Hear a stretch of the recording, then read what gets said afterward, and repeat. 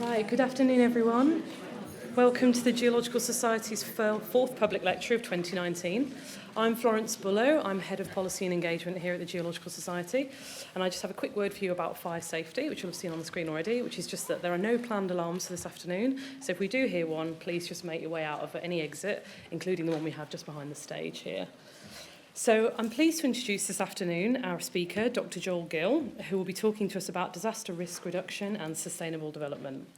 Natural hazards have a significant impact on all of our lives and livelihoods and economic growth, and they do not always occur independently of one another, often interacting with other networks of hazards, as well as related challenges such as poverty, inequality, and which both do contribute to disaster risk. Joel's going to talk through with us a number of examples around the world where relevant hazards exist, with a focus on the multi-hazard environment in Guatemala and how integrated cross-disciplinary approaches can strengthen disaster risk reduction and response. Joel obtained his PhD at King's College London and now works at the British Geological Survey as an international development geoscientist. He is also the founder and executive director of the charity Geology for Global Development, which champions the role of geology in sustainable development. Please join me in welcoming him to the stage.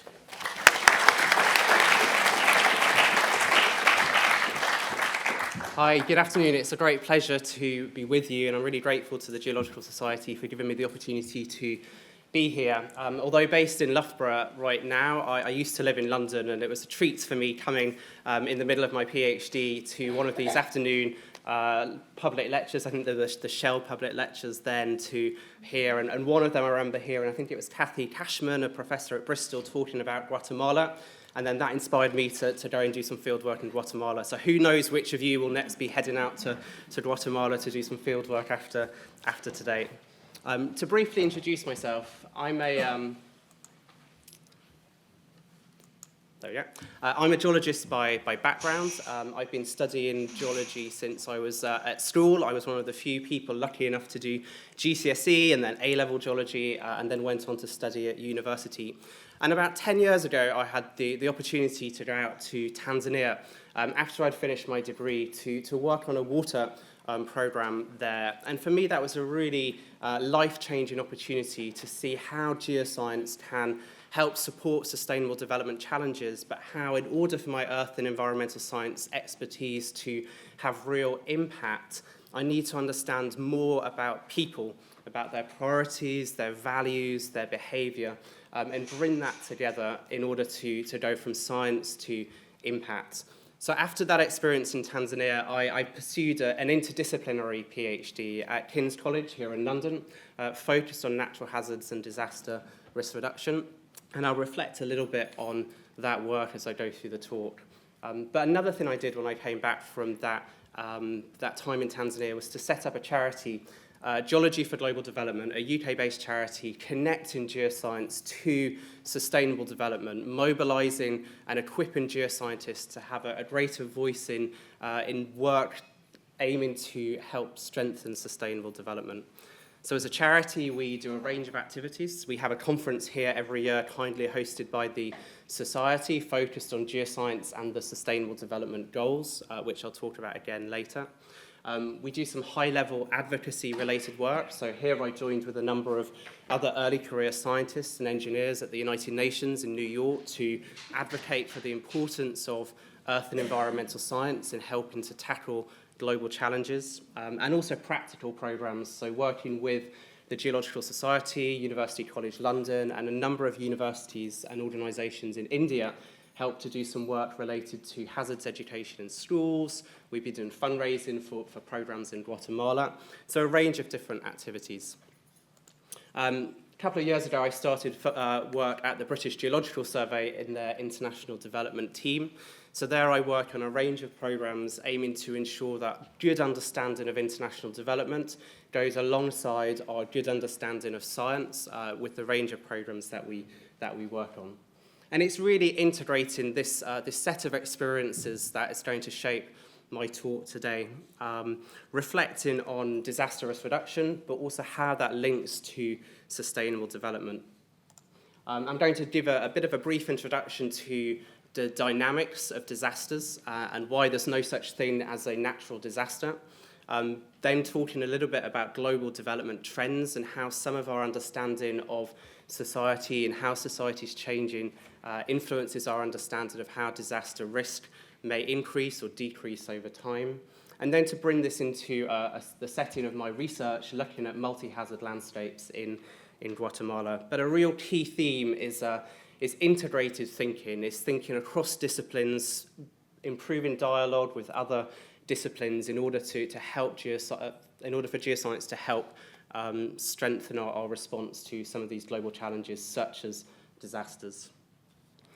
So starting first of all then with the dynamics of disasters, or why disasters are not natural. Last year, the United Nations agency responsible for disaster risk reduction and the Centre for Research on the Epidemiology of Disasters based in Belgium published a report where they looked back at the impact of disasters between 1998 and 2017. They noted that they caused around $3 trillion worth of damage, around 1.3 million fatalities, and about 4.4 billion people around the world were affected, either rendered homeless, displaced, injured, or needing some form of emergency assistance. So disasters have a huge impact on the lives, the livelihoods of people around the world. And while these impacts are globally distributed, disasters disproportionately affect lower income countries, disproportionately affect the most vulnerable. In the graph here, on the side here, this is the occurrence of disasters. Red is those higher income countries.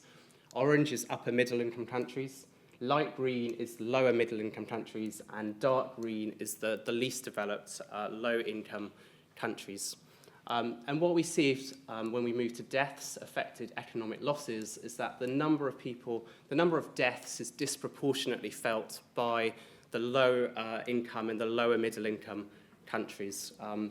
When it comes to economic losses, the absolute losses are disproportionately felt by higher income or upper middle income countries.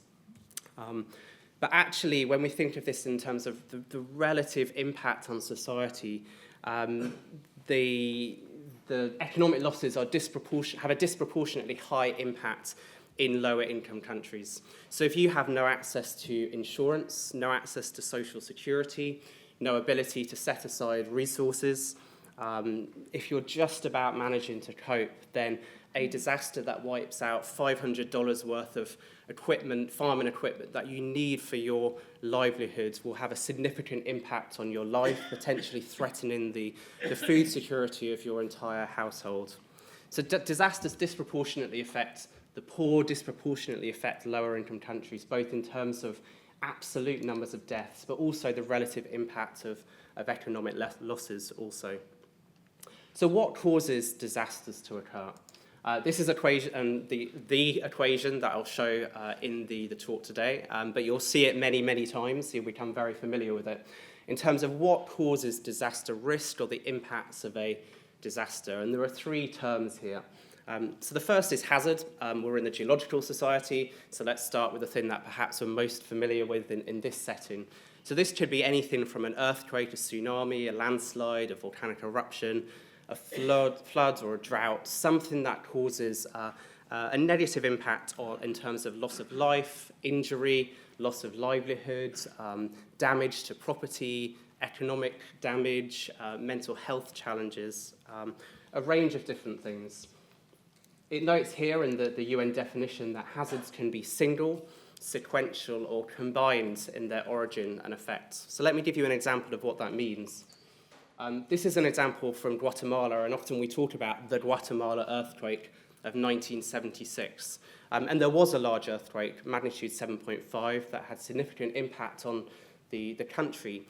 But alongside that main earthquake, there were also many aftershocks. The earthquake triggered rapid subsidence and ground collapse. It triggered more than 10,000 mass movements around the country, landslides, debris flows.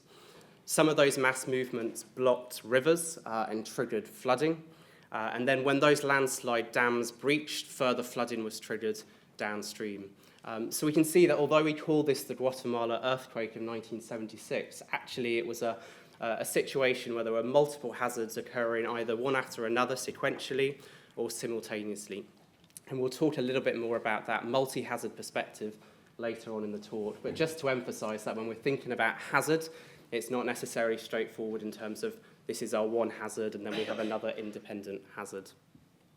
So the next term, exposure, this one's fairly intuitive. If we have a slope here in Guatemala with, say, 1,000 people who may be affected to landsliding, then the exposure as those 1,000 people or their homes, their livelihoods, that's based on this slope here. But if every one of those houses was to add another floor and then take in a lodger, then we may expect the exposure to increase. There are more people living on that slope, and therefore potentially more people would be affected if there was a landslide. And then the final term is vulnerability. So if we have two villages, both with 100 houses, both with 100 people, and both affected by earthquakes, but one of those villages, all their houses were built to internationally recognized engineering standards, and the other village, they weren't built to those standards, then the vulnerability of those two locations would be different. So that's an example of physical vulnerability, where the built infrastructure can be built in a certain way in order to make it less vulnerable to hazards. But we also have social vulnerability as well, and this could be differences in wealth, in income, in disability that make some people more vulnerable to the effects of a hazard. So for example, if there was a tsunami alert given, it could be that those who are less mobile struggle to evacuate, and therefore they're more vulnerable to the effects of that tsunami than other people who don't have that disability. So it's these three terms together that generate the risk of a disaster or control how big the impacts, the severity of the impacts of a disaster are. So three just brief reflections thinking about that. The first is that disasters aren't natural. Often if I say the term natural disasters, then everybody in the room will know what I'm talking about. But two of those three terms are controlled by human decision-making processes, human activities, and even the hazard term can be controlled by, to some extent, be influenced by human activities. So I think natural disasters is a terminology that we're used to, but perhaps need to move away from, because it reinforces this idea that they're inevitable, that there's nothing that we can do to reduce the impacts of disasters, and actually there is lots we can do in terms of reducing vulnerability or reducing exposure. The second thing to note is that, as I've just said, the terms in this equation are dynamic. Things can increase and things can decrease. Disaster risk isn't a static thing. So, for example, conflict could drive lots of people from one location into another location and increase the exposure to a particular hazard there. So recognizing that these terms are dynamic is a key thing when thinking about what we can do to reduce disaster risk. So a whole set of things, from climate change to displacement to consumption of resources, inequality, poverty, urbanisation, all of these can either increase or decrease some of these terms in the disaster risk equation. And we'll again explore a little bit of that as we go through the talk. And then the third thing I want to just note at the start is that disasters threaten social and economic development progress. So why do we care about disasters other than the fact that they have a big impact? It's also that as we're trying to strive towards improving the quality of life of individuals around the world, disasters can set back that progress. Disasters can cause us to lose some of those development gains that we're working towards.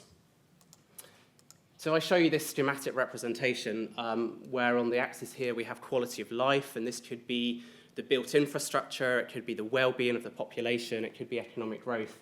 Over time, as we take forward sustainable development activities, we want to try and improve the quality of life of populations. But when a disaster strikes, it will have an immediate impact on the quality of life. It could cause a drop in economic growth. It could cause a large number of people to be unable to work, or a large problems in terms of health or injuries. And it takes time for that recovery to happen in order to really rebuild and recapture what's been lost through that disaster.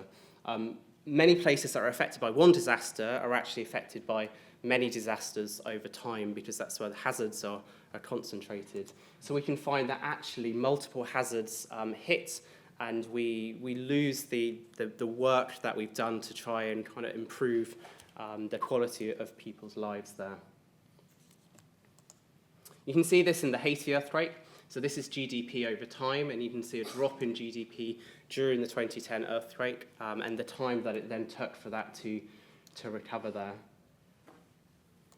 So disaster risk reduction really is about trying to cause this drop in the quality of life, this drop, a reduction in the impacts of disasters. We can't necessarily stop disasters altogether, but there's lots of actions that we can take through improved decision-making, planning, improved understanding of hazards in order to minimize this drop in quality of life and protect the gains that we're making when it comes to sustainable development. So that's the kind of introduction to disasters, have a significant impact on lives, livelihoods, and economic growth. They're not natural, they're not inevitable. There are things that we can do to control exposure and vulnerability, and in some cases, hazard also. And they threaten social and economic development progress. So we need to have some integrated thinking about the disaster risk reduction work we're doing alongside the broader international development work that aims to improve economic growth, improve social development of communities in some of the world's poorest communities. So then thinking about what the world's going to look like over the coming decades, a number of organisations have done major reviews of global development trends to try and see, okay, what are the key things that are emerging in the world that may, and how may these shape or impact on the risk of disasters that communities face. So a number of these are things such as demographic and social change. The number of people in the world is growing. They're being more concentrated in cities in certain parts of the world. Populations are particularly projected to grow in some parts of sub-Saharan Africa. And that in itself drives increases in exposure. But also the move towards a greater middle class means that people may have greater access to insurance, greater access to social security, which could reduce their vulnerability. Another one is poverty. Although we're seeing reductions in extreme poverty, the percent of people in extreme poverty around the world, multi-dimensional poverty, so not just focusing on the economic aspects, but broader definition of poverty, is persisting. And things that cause poverty and inequality to persist can also increase or amplify the vulnerability of communities to disasters. So poverty can drive people to live in places that are unsafe, not out of choice, but out of their necessity to meet their daily needs, to get the income that they need to feed themselves, get their children to school, and those daily challenges that they want to address. So tackling poverty is key to ensuring that people have the options and the freedom not to live in places that are particularly susceptible to hazards. Movement of people, so significant numbers of people that are either moving due to economic migration, but also forced displacement due to disease, conflict, other environmental stresses, causing people to move into places that are potentially more exposed to a range of hazards. Rapid urbanisation, and this is a really key one.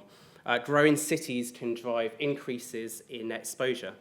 So more than half of the world's population currently live in urban areas, but by 2050, that figure will have reached about 6.5 billion people, or 2/3 of the world's population. And if you just take one example of Dar es Salaam, the population in Dar es Salaam, Tanzania at the moment is 5.5 million, but that's projected to reach 74 million people by the end of this century, so by 2100. So that's a lot more people who are potentially exposed to things such as flooding, particularly prevalent in Dar es Salaam. This graphic here, you may not be able to see, but if you go on the International Institute of Environment and Development, their website, it shows an interactive graphic which shows the number of cities with more than 500,000 people. In 1960 was 236, and by 2030 it's projected to be 1,350. So cities are growing. The distribution of large cities around the world is also expanding. And that gives us both opportunities to reduce vulnerability, but also increases the number of people potentially exposed to hazards.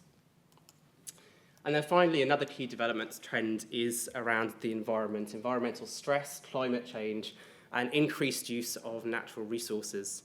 Climate change may alter the frequency or the intensity of certain natural hazards, so impacting this term, but also may drive people to move from one location into another location, so potentially increasing their exposure. And increased demand for natural resources may, for example, change land use. So deforestation may result in new areas of land opening up for people to move into that are then susceptible to landsliding, or greater groundwater abstraction to meet demand for clean water could result in subsidence in parts of the world where that groundwater abstraction isn't managed carefully. So how we manage a range of development factors can have a significant influence on disaster risk, the hazards people face, the number of people exposed to hazards, and their vulnerability to a range of hazards. And it's in this context that the United Nations have agreed the Sustainable Development Goals, which some of you may have heard of or seen on the screen before you came in. This is a set of goals which aim to end poverty, ensure responsible consumption of natural resources, and ensure inclusive growth, environmental protection, and social development. So there are 17 goals and 169 targets. And alongside this UN framework, there are a number of thematic frameworks specifically targeted to some of the things I mentioned. So the Sendai Framework is the UN framework aiming to reduce losses from disasters. The Paris Climate Change Agreement you've probably heard more of through the news, which is about trying to limit climate change to well below 2 degrees above pre-industrial averages, ideally 1.5 degrees. And the New Urban Agenda is the vision for urban spaces. So recognizing what I said before about a growing, rapid urbanization, how can we ensure cities are fit and suitable for the future? And all of these three themes are embedded into the Sustainable Development Goals. So there are around 25 targets that are specifically related to disaster risk reduction in 10 of the Sustainable Development Goals. So in poverty, it talks about building the resilience of the poor. So if we can tackle poverty, we can reduce people's vulnerability to hazards. In the food security, it talks about ensuring that we have a process for generating food that's resilient to a range of potential environmental hazards. So there's a number of different targets there that relate to disaster risk reduction. But there's also many other targets that talk about strengthening science capacity in countries, and that's really critical in order to ensure that there is sufficient expertise to inform government, to inform urban planning in those countries. There are targets specifically around corruption, and that's really critical to reducing the risk of disasters by ensuring houses and infrastructure is built as it should be according to key standards. So the Sustainable Development Goals are not just a blueprint for a more sustainable world, but actually taking action to address these is critical to ensuring that we improve resilience of communities, we reduce vulnerability of communities, and reduce the risk of disasters. But it's not a guarantee that, well, if we do a particular action here will reduce the risk of disasters. We need to make sure that it's done in the right way. We need the disaster risk reduction understanding to be embedded into what they're doing in urbanisation or infrastructure work. And geoscientists have a really critical role to play in all of these goals. And I'll point you towards the briefing note that the British Geological Survey, the Geology for Global Development, the charity I mentioned, and with the Geological Society here, published on geoscience in the Sustainable Development Goals. I'm also working on a textbook which expands this a little bit more to look at the role of geoscience in delivering each one of these goals and how we as a community can help to move towards a more sustainable and resilient world. But let's just focus in on one particular example, which is the urbanisation goal here. So aiming to ensure that cities and communities are sustainable. Rapid urbanisation has brought many challenges, including a growing number of people living in slums, increased air pollution, inadequate access to basic services and infrastructure, unplanned urban sprawl, which together all increase the risk of disasters occurring, make cities more vulnerable to disasters. But while associated with many challenges, cities also present lots of opportunities. They drive economic growth, they drive productivity, they're a place where many jobs can be created, they're instrumental in fostering peace, social justice, scientific breakthroughs, and help to shape culture. So cities have challenges, but they also have many, many benefits and many opportunities. And this also comes through into disaster risk reduction.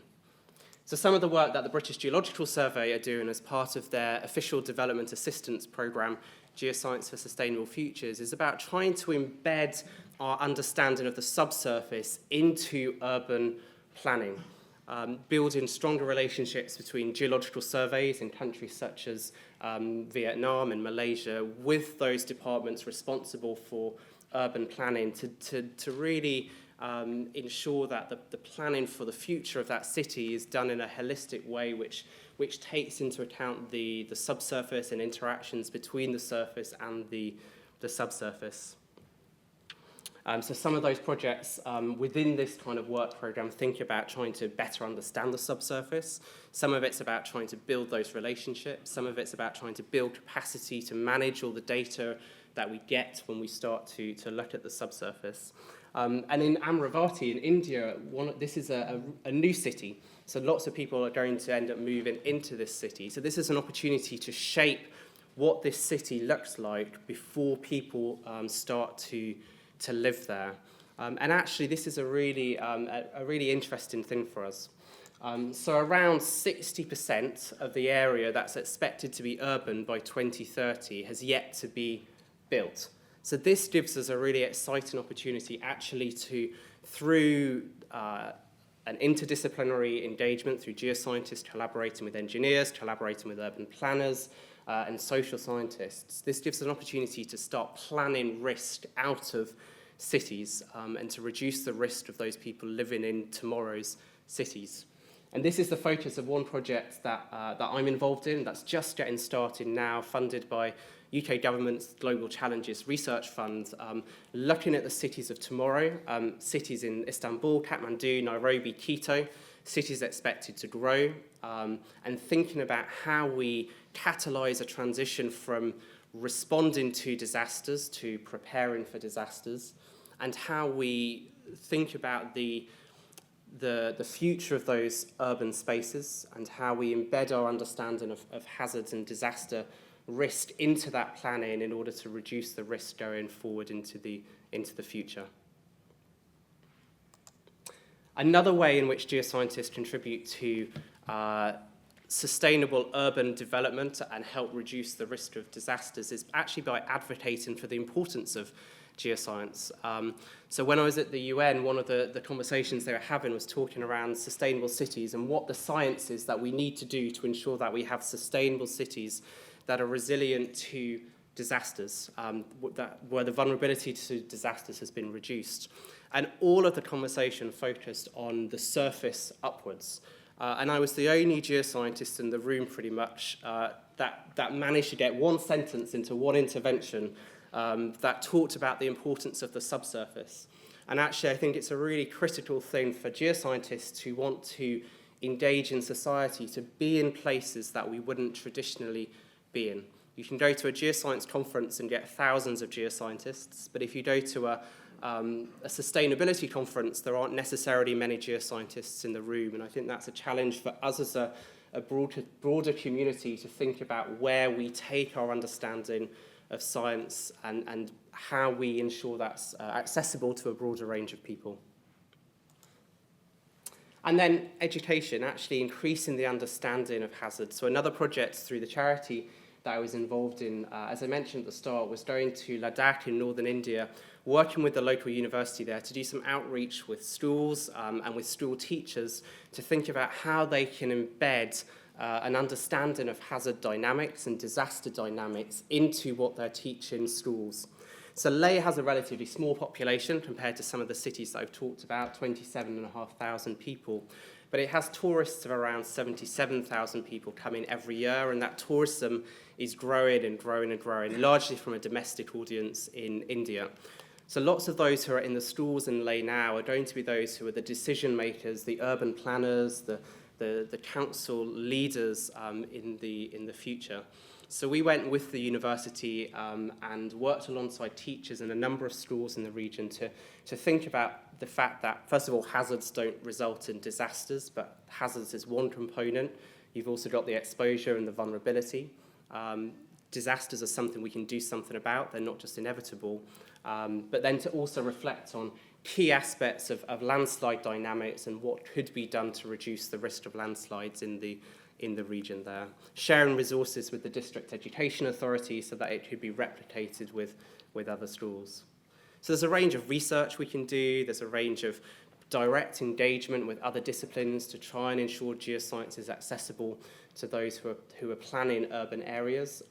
But given that trend of rapid urbanisation around the world and that concentration of people potentially in areas that are susceptible to hazards, there's a real opportunity for geoscientists to be part of the conversation as to how we can reduce risk for those who are living in tomorrow's cities. So I think having a look at development trends, having a look at how the world is developing and what that means for disaster risk is a key thing for us if we want to reduce people's vulnerability and exposure to disasters. There are a couple of key frameworks, the Sustainable Development Goals, the Sendai Framework, where geoscientists can directly contribute to the activities there that help to reduce vulnerability. And while traditionally boxed into the hazard component of this equation, geoscientists, actually there are actions that we can take to contribute to things such as urban development, which help to reduce exposure, reduce vulnerability to hazards as well. But there is a real need for us. There are emerging areas of scientific understanding that geoscientists can also contribute to. And one of those I want to reflect on is the idea of multi-hazard landscapes. And this is some of the research that I'm involved in at the British Geological Survey and that I worked on as part of my PhD, particularly with Professor Bruce Malamud, based at King's College, London. Also, just to note at the start that I worked with several organisations in Guatemala, all of which I owe a lot to, both in terms of their hospitality, their willingness to share their expertise, and their openness in terms of asking the many, many questions that I went to, and Matthew Watson at the University of Bristol as well for letting me join his field course out there. So I shared an example from Guatemala earlier, which talked about the complex nature of one particular disaster where the earthquake triggered many landslides and they blocked rivers.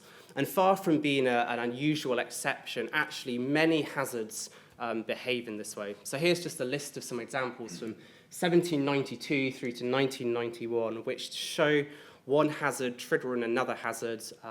So for example, an eruption triggering a collapse of a flank on another volcano, and that triggering a tsunami and that causing flooding.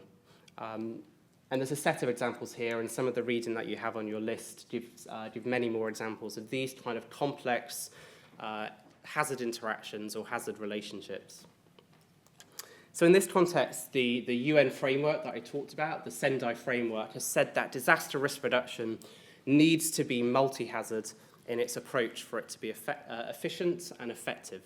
So it needs to, first of all, recognise the multiple hazards that a country faces.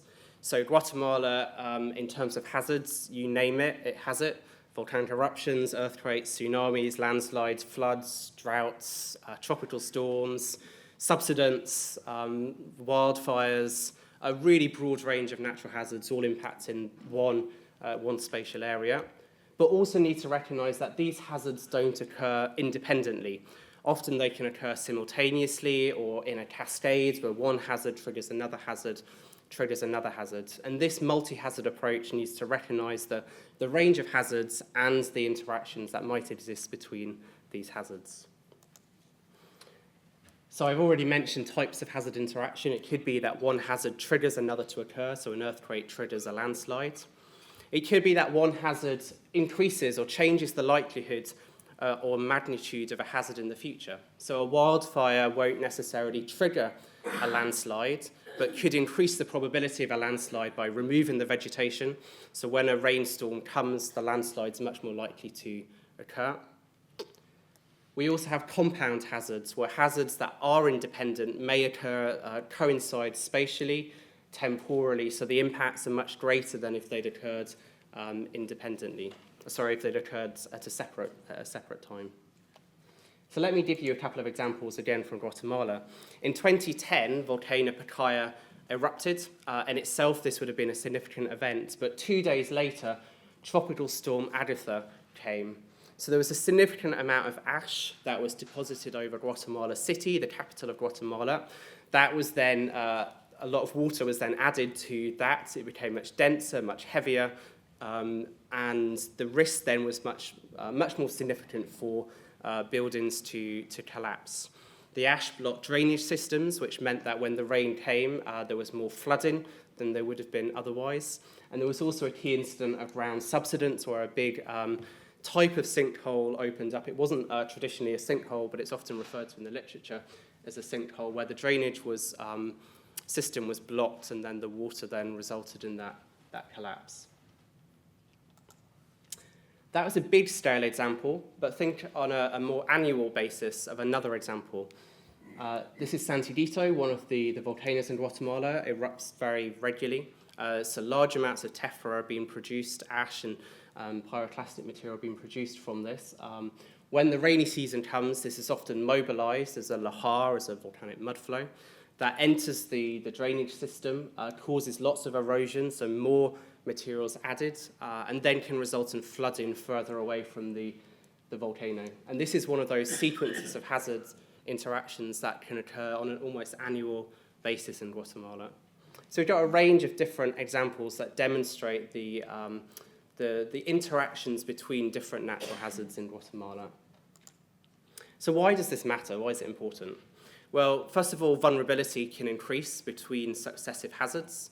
So if you've had an earthquake that results in lots of people then needing to be outside, their vulnerability may have increased to, for example, a cold weather spell or a tropical storm if it occurred soon afterwards. So identifying potential cascading scenarios can help us to think about how vulnerability may change between those individual hazards.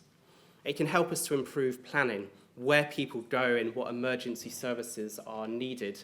If you are evacuating a region susceptible to a volcanic mudflow, a lahar, for example, what you don't want to do is move those people and put them somewhere that is susceptible to flooding or susceptible to a different type of landslide. So it helps us to be more joined up in our thinking about how we reduce that exposure. And also, if we treat hazards as being independent and don't recognize these potential interactions between them, it can start to distort our management priorities. We can take actions to reduce their vulnerability to one hazard, which actually increase their vulnerability to another hazard.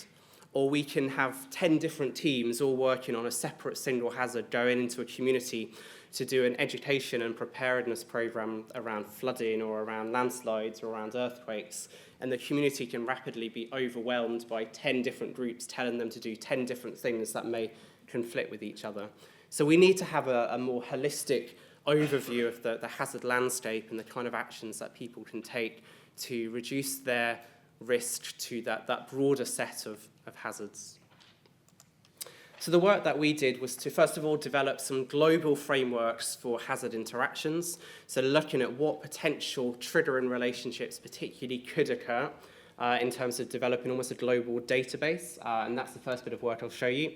And then to take this into Guatemala, to use a range of evidence sources to think about which of these interactions could occur in Guatemala. So what I'm going to show you is a matrix, and again, the matrix is in one of the papers that you have in your list, and it's open access, so you can all go away and have a look at it in a bit more detail. But essentially, we have 21 primary hazards on the axis here, and then the same 21 hazards here are secondary hazards that could be triggered, or the probability of them could be increased by the primary hazard. So then we have a 21 by 21 cell matrix. The range of hazards that we've looked at include geophysical hazards, so earthquakes, tsunamis, volcanic eruptions, landslides, avalanches, hydrological hazards, floods and droughts, shallow earth processes, so subsidence, ground collapse, ground heave, atmospheric hazards, storms, tornadoes, hailstorms, snowstorms, lightning, extreme temperatures, and then biophysical hazards, so wildfires, and a couple of space hazards here. So I'm a master of no individual hazards, but a generalist looking at a broad spectrum of hazards. And what we have here is essentially a matrix that was populated by looking at hundreds of references, case studies, media reports that talk about potential or actual interactions between hazards. So I zoom in and just explain how this works. So here we have an earthquake potentially triggering. So the top left corner indicates that it triggers. The bottom right corner indicates that it can increase the probability of. The light colour suggests like one or a small number, and the dark colour a large population of the secondary hazards. So an earthquake could trigger and or increase the probability of hundreds, thousands of landslides given the specific topography of the region. In another example, though, a volcanic eruption would trigger, not increase the probability, but trigger or could trigger a tsunami. And so that's that one shaded in there. So what we have here is a database of potential interactions that could occur around the world that we can then use as our reference point going into a specific region to explore which of these hazard interactions, which of these potential triggering relationships are relevant in any given place. We can start to pull out cascades from this, so a tropical storm triggering a flood, that flood then triggers a landslide, and that landslide then triggers further flooding, so we can use it to identify potential scenarios of cascades and hazards. And then this is just the same information but represented in a slightly different way, where we show the relationships between the different hazards. And I use this one when I'm talking to civil protection communities, hazard monitoring agencies, about the interactions that exist between hazards to demonstrate that we need to think in a more joined-up way rather than treating hazards as being independent or discrete of one another. We also linked this to human processes as well. So there's things such as groundwater abstraction that can increase, that can trigger, ground subsidence. So we took a set of, I think about 17 or 19 human processes related to construction, deforestation, material abstraction, and looked at how they may trigger natural hazards, and then we can then start to look at the chains that could go from there. So deforestation, say, increasing the likelihood of landslides, which then block rivers and cause flooding. So these are our global frameworks, our global kind of overviews of potential interactions between hazards. And we've used this to try and help shape policy debates, so to try and advocate for this term multihazard to be defined by the United Nations to not just be about multiple single hazards, but to also show the importance of interactions between hazards, and also to talk with groups in the private sector, public sector, civil society about this more integrated way of thinking about the hazard landscape. In Guatemala, we took this as a starting point and worked with a number of key professional communities, so the hazard monitoring agencies, the civil protection agency, to see what a specific framework for Guatemala at a national scale, but also the southern highlands of Guatemala, where most of the population is concentrated, the volcanic chain runs along here, and what the hazard interaction profile of that country would look like, and then to use that in a risk reduction context. So developing frameworks that are comprehensive, that include a wide range of hazards, that are systematic, and that are evidence. So looking at examples and case studies and evidence for these triggering relationships existing. So this was very multidisciplinary, using a wide range of evidence. So I got out into the field and used some of my traditional geoscience skills, but also semi-structured interviews with stakeholders, with professionals in country, a range of workshops reviewing archive material from Guatemala and from the UK, analysing bulletins in Spanish language bulletins that have been issued by Civil Protection Agency over time to see how interactions were being reported. When you go out in the field, you can see a range of interactions very visibly, lots of case studies that people will very willingly describe of landslides, impact of storms triggering landslides, then potentially causing flooding or other issues afterwards. So around the volcanoes, around the lakes in Guatemala. One of the workshops we did was to give everybody a blank version of this diagram and get them to populate it with the interactions that they believe to be relevant in Guatemala, the triggering relationships. And as you can see, they're all very different in terms of the perceptions that they have. If this here just shows the kind of total number of people, so there were some interactions where almost everybody determined that that was relevant in Guatemala, but others where only a few people in the Civil Protection Agency identified the interaction to be relevant. So it demonstrates that there's perhaps the potential for increased dialogue between hazard disciplines, between those who are working in different areas of risk reduction to communicate with each other more. So we used all this evidence to essentially develop a classification scheme for Guatemala, to develop some matrices specific to Guatemala and think about the cascades and ways in which anthropogenic activity can exacerbate those particular cascades. So this is our national matrix for Guatemala. So again, it's developed in the same way with primary hazards here, secondary hazards here. The dark colours here indicate that multiple evidence sources indicated this interaction to be relevant, and the light colours indicate that there was less evidence, so potentially scope for further research. And then the regional matrix here, we expanded our hazard classifications much more, and we're able to populate this with a bit more detail based on the expanded classification of hazards. So instead of just saying landslides, we could say rockfalls, debris flows, lahars, and develop something that was more specific to that context in Guatemala. So why does this matter? Why are these frameworks any use? Was my PhD just a waste of time? Well, no is the answer. I went to Guatemala in 2018 to take some of this back and to try and embed some of this understanding into the agencies that I was working with, and some of the things that emerged so that, first of all, what these give us is a systematic and comprehensive overview of the hazards that are relevant and the potential interactions between them. So one of the comments was about the fact that knowledge is often in the head. The resources in Guatemala can be very constrained, fantastic group of people, but often not have the time, for example, to write it up and publish it and make it accessible to others. But having something like this means that it's a visual summary that everybody can position themselves on in terms of how their bit of hazard science relates to other bits and where they may need to develop further relationships. It can also help to explore potential scenarios, including those that haven't been considered previously. So one of the conversations I had was with a hazard scientist who was talking about, and I talked about this example of a storm triggering a debris flow that then triggered a small tsunami in one of the lakes in Guatemala that resulted in some flooding in a local community there.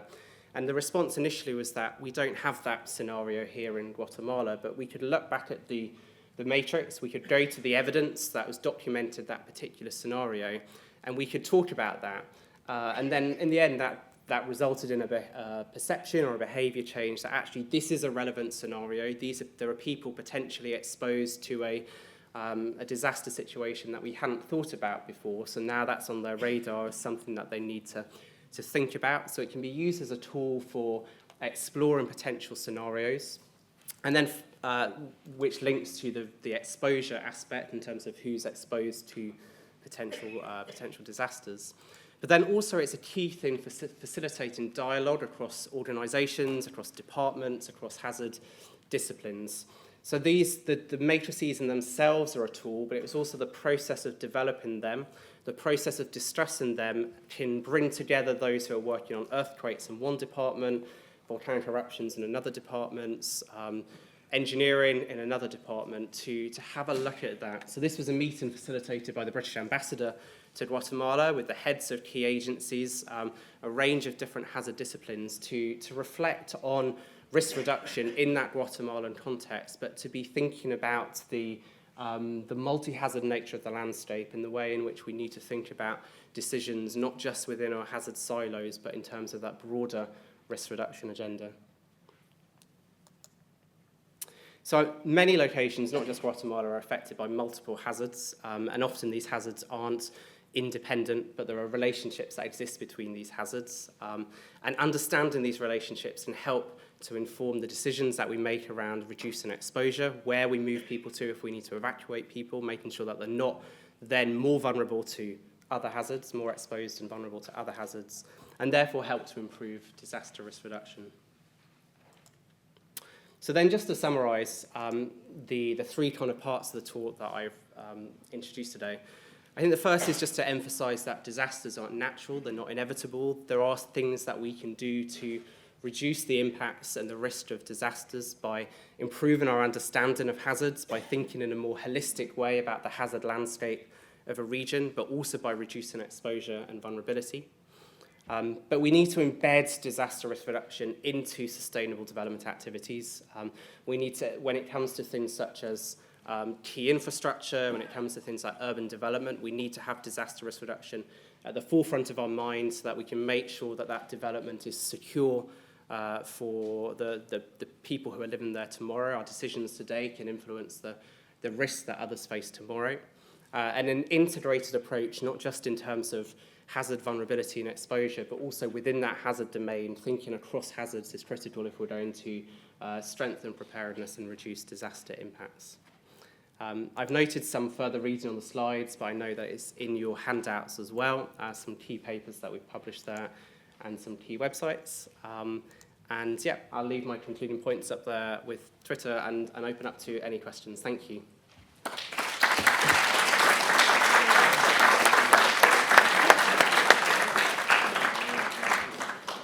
Thanks very much to Joel for a fascinating talk. I think in particular the statistics around urbanisation you talked about were particularly staggering and only serve to underwrite the role we all have in explaining the role geoscience has in development and integrated approaches to disaster risk reduction.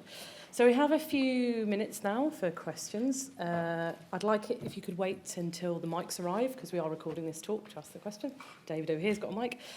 Yes, can you raise your hands if you have any questions for Joel? Can I go with the lady in the third row to start? Oh, sorry. Hello. Yeah, I was just wondering about some of the movements away from the sustainability goals or away from the mitigation for the hazards that you had on in Guatemala, because in a sense, if you do, it might be very profitable to move people into a low floodplain or all these sorts of things. So in a way, there's certain areas where you'd need to take extra emphasis to not move backwards. Yeah, certainly. And I think relocation of people is a really tricky thing unless you tackle underlying drivers that result in people being in those potentially very risky places to start with. So around volcanoes, it could be that the tourism opportunities or the agriculture opportunities are, it's much better for them to be there and have that opportunity to develop that sustainable livelihood to meet their daily challenges, rather than to move somewhere where there are no livelihood opportunities and or they can't afford to travel from slightly further away from the volcano to the livelihood opportunities that exist near to the volcano. So I think tackling those underlying drivers, why people live in certain places, is probably more effective than just relocating people, but not thinking about, well, if we do move people, what are they going to do? What are their livelihoods going to be? Do they have a really strong cultural connection to the land that they're living on, which may mean that people don't want to be moved irrespective of what the risk is? And I think thinking across those kind of range of things is really important. Just go with the lady in the third row. Not really a question, but just an observation. I've just been to Crete, where they have a lot of earthquakes, and it just struck me that perhaps the ancient people were more aware of what was going on than recent history, because they built the way they built their buildings, they took into account earthquakes.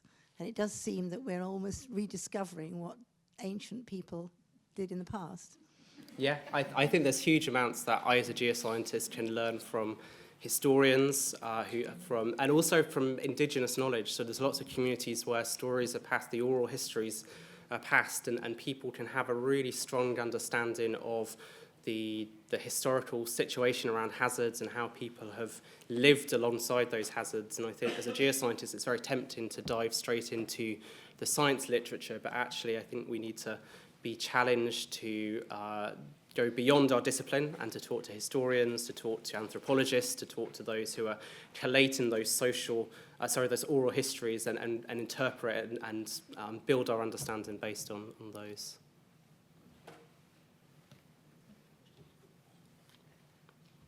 So I'm not quite sure the takeaway on the words used. If you say there are no such things as natural disasters, I'm not sure how we should talk about them then, and I'm not sure if they can all be avoided. As a coastal Californian, I've got the possibility of earthquake, volcano, and tsunami, but nothing of tornadoes or hurricanes. So there's no place you can move where you don't have something, is there?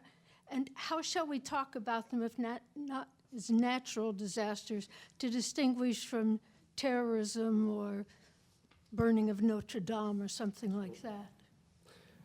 So I probably tend to just use the word disaster.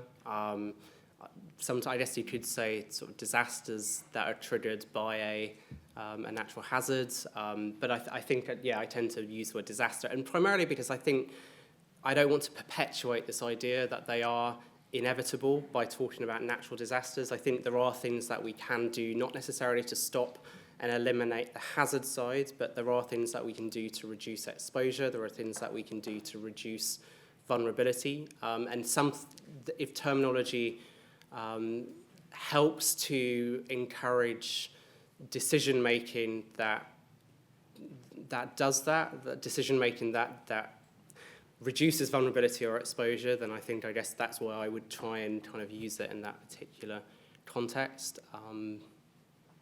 Yeah.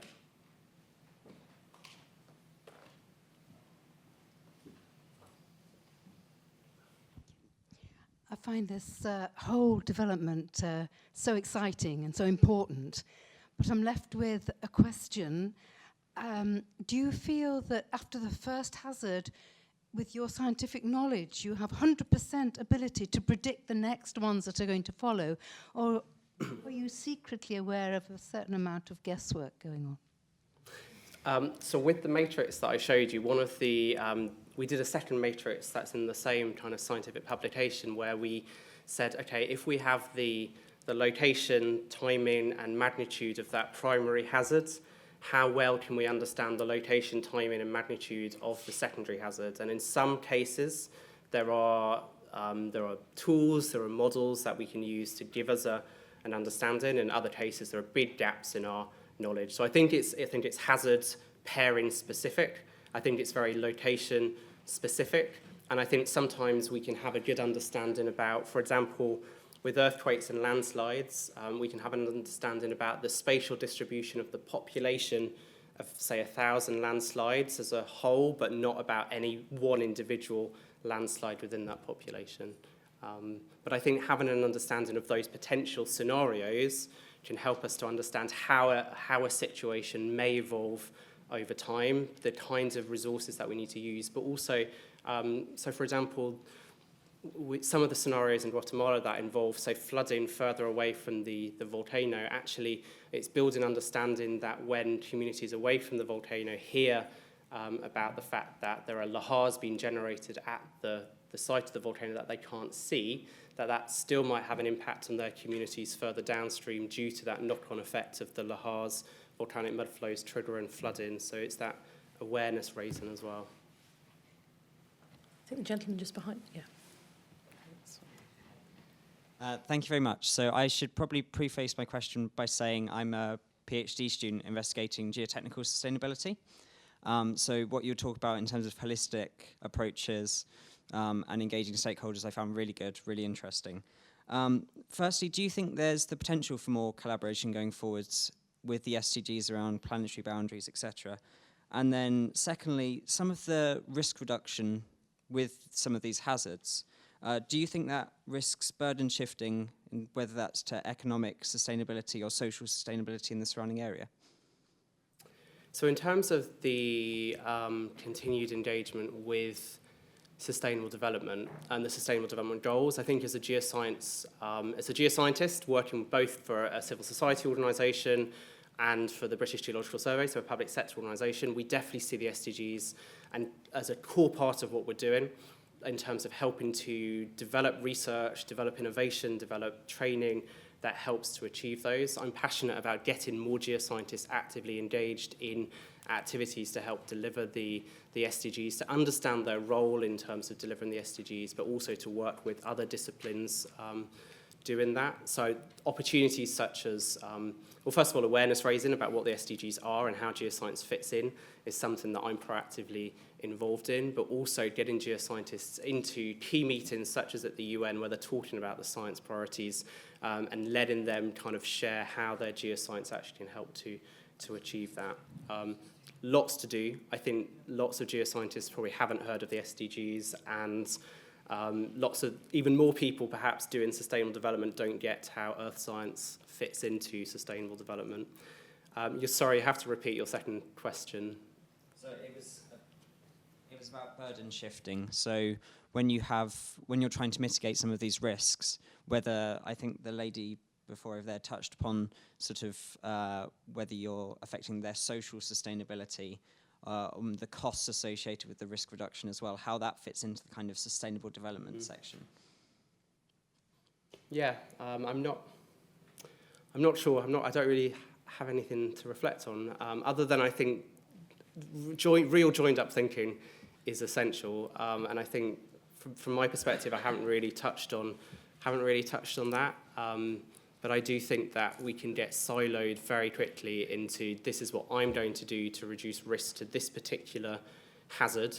And actually kind of it's that looking across the broader landscape of what hazards people are affected by, how they may impact on a whole range of aspects of life and livelihoods and society, and trying to just think in that much more joined up way. I think if we just take one final question from the gentleman in the striped shirt, and then we need to draw the session to a close. Yes, I was thinking that in terms of guiding action and decisions, there's probably a need for a financial dimension. And I wondered whether your charts either took it in terms of cost or cost of mitigation.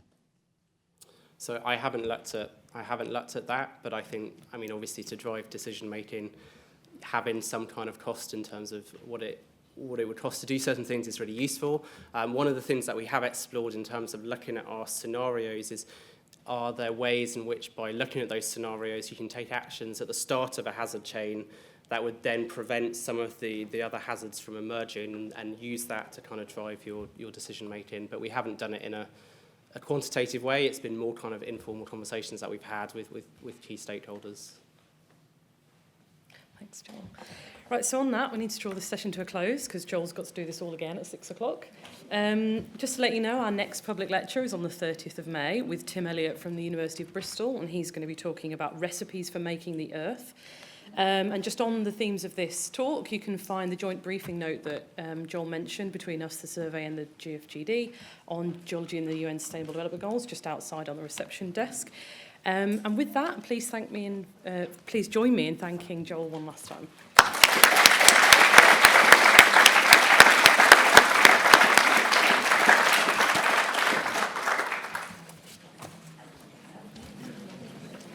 And down.